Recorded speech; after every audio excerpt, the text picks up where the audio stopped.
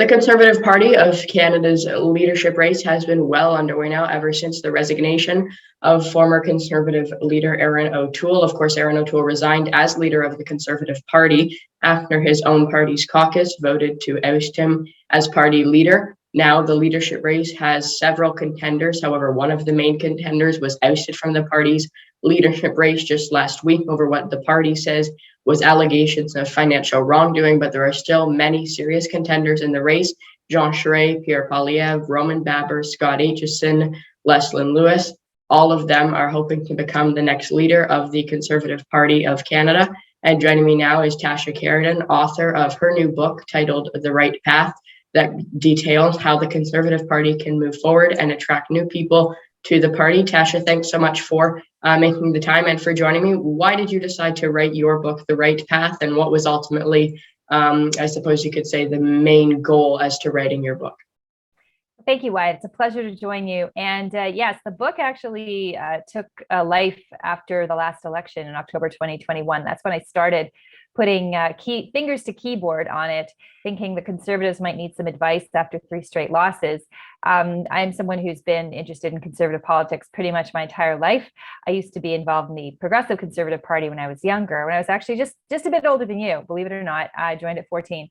And then when I was, the past 20 years, I've been in media and I've been apolitical, but always interested. So I wanted to add my 10 cents to this conversation. Then, of course, this year in January, Erin O'Toole, who you already mentioned, lost his job.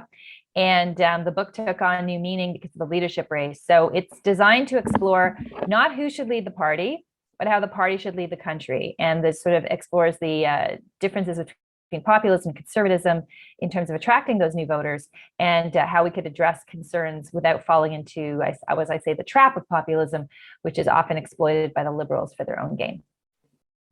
And as I mentioned also in the introduction, obviously one of the main candidates for the Conservative leadership race, or someone who was considered as a main candidate, Patrick Brown, who was disqualified from the party's leadership race just last week over allegations of financial wrongdoing. Obviously, there's more and more details coming out on that, and that's a whole other story on its own. But I guess, how do Conservatives, in your view, move past the disqualification of Patrick Brown? And do you think it's something that Conservatives should stay focused on? Do you think they have to move past it? And if so, how so?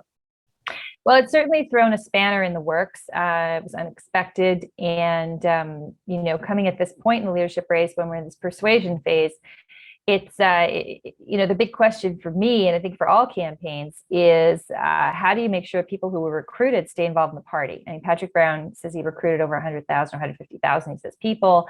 Many of those are new people who may not have been engaged previously. It's not like he recruited people who were members and brought them back. These are new people, and we want to make sure they stay engaged with conservative politics. They're not turned off by this turn of events. My understanding is that Patrick Brown is fighting this decision, and we'll see where that goes. The party initially said there was no appeal. Now we understand there is an appeal process that's being contemplated for this. So it's not over. But to your point, Wyatt, I think the party has to look forward and say, okay, we have to focus on the big picture, which is, at the end of the day, where should the party take the country? And for the members who are voting, who's best to lead that party, they have to make that decision. Full disclosure, as you and your listeners probably know, I'm on Josh Ray's campaign team. I'm his co-chair. So, I can speak for that campaign. We are certainly attracting a lot of people who were supporting Patrick, but we'd already been attracting many of them before in terms of second ballot support and other things, and also from other camps as well. And I know, just, not speaking for the other camps, but they are also obviously trying to move past this in the sense of saying, okay, how do we keep these people engaged? How do we get them to our tent and move forward and have a clean race? And I think it's important. The party's been a bit more transparent than it was last week about this, but I still think there are a lot of unanswered questions. And, unfortunately, this thing will not disappear anytime soon.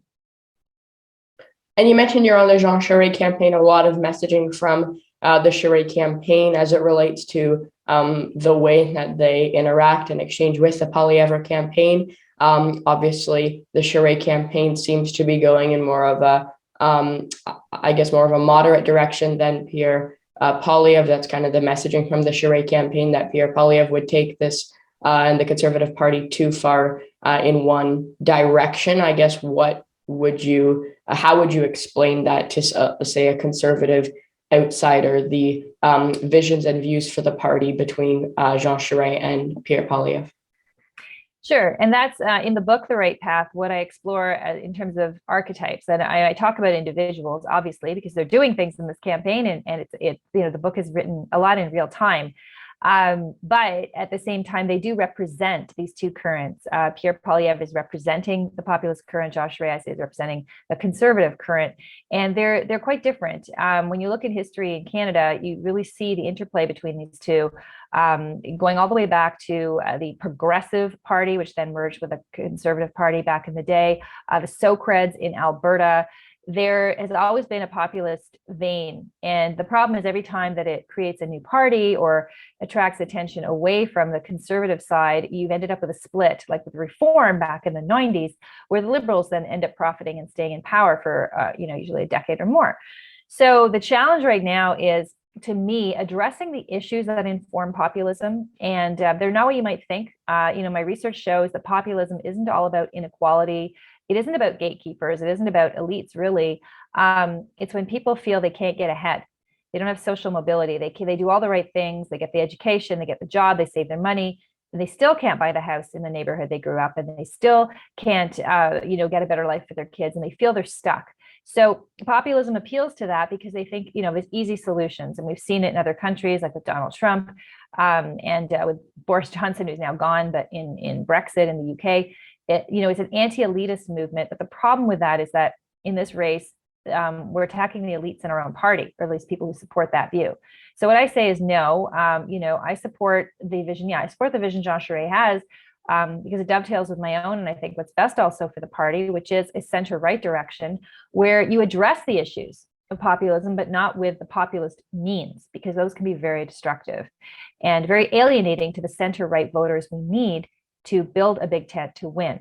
So I say no. I think we need issues that create equality of opportunity, policies that look to those kinds of things, leveling the playing field for people, making sure that government does the right things for them, but not too much, lowering taxes, giving people that sort of control of their lives, but not with the populist slogans that come with the other side. So that's really what the book ends up in. I'm sort of preempting it. People haven't read it, but that's really where it says the party should go.